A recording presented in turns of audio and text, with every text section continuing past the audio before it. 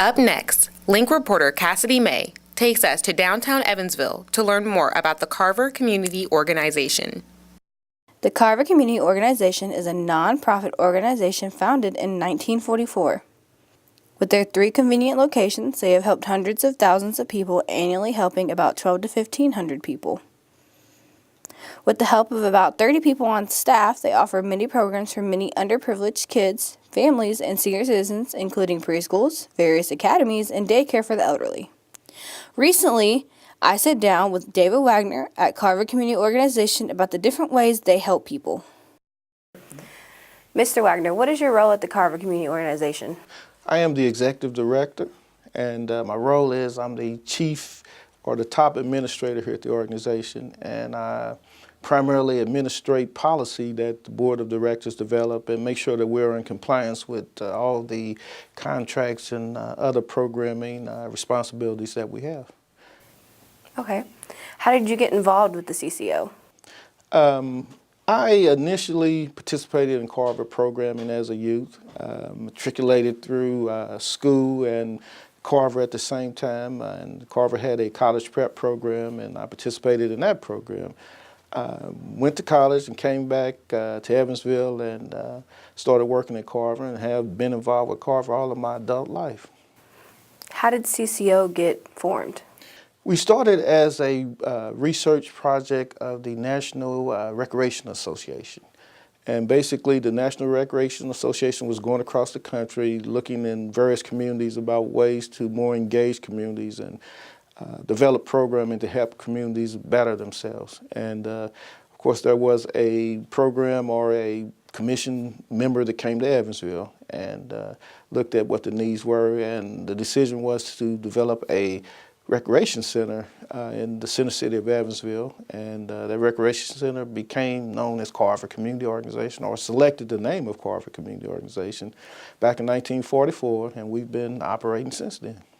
Can you tell me about your preschool program?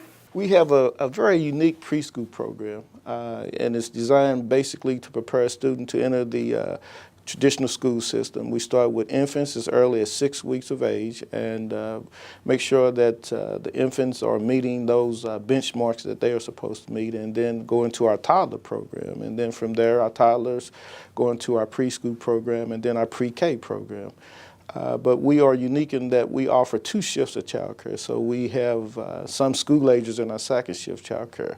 Our child care operates from 6 in the morning until 1 o'clock at night. Our first shift operates from 6 until 5:30 in the afternoon, and then at 2:30 our second shift starts, and it operates until 1 o'clock in the morning.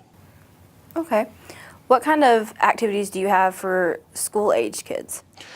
We have a traditional after-school program that operates from 2 in the afternoon until 5 o'clock, Monday through Friday. But in addition to that, we try to provide quite a few enrichment programs. And with those enrichment programs, we assess what the needs are of the students and kind of what the local data is saying about the students' needs, and to provide those enrichment opportunities for those students.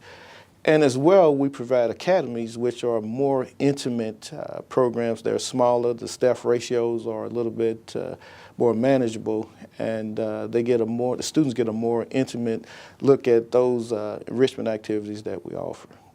Our current academies include chess, martial arts. We have a television studio, which we are operating from right now and excited about being here. We also have a digital recording studio. We just really look at some things that students have expressed an interest in, but may or may not have the means to get involved, and then provide those programmings. What kind of programs do you have for senior citizens? Our senior program is kind of a twofold program. One is what we call a recreational program, and it's pretty much a social program. It allows seniors to gather, socialize, get with friends and individuals that they've known for some time, and really just focus on getting out of the house and staying active and getting involved in some wholesome activities. Then we have what's called day services, which are a little more structured programming that really helps seniors meet their health needs. You know, some of the seniors have some health challenges, and we supply support and our programming to make sure that those basic needs are met. The real emphasis of our senior program is basically keeping seniors tied to the community, hoping that they can stay independent as long as they can and live, you know, a wholesome, long life with as much support as they need. Many of the needs that we address, we partner with our United Way agencies and provide services throughout southwestern Indiana. What are your plans for the future for Carver Community Organization? Well, our real intent is to really start refocusing on continuing ed in a more intentional way with our youth programs to further develop the quality of our daycare programming. We hope to become accredited and be a part of a national accreditation programming. With our seniors is to expand and allow our seniors to be more involved in an educational process as well. So we're going back really to our roots at Carver. Our roots have always been about education, and we really want to refocus on making sure that the educational needs of our participants are met, and we really refocus on that. Thank you for meeting with me today. My pleasure. Reporting from the studio in the Carver Neighborhood Center, I'm Cassidy May.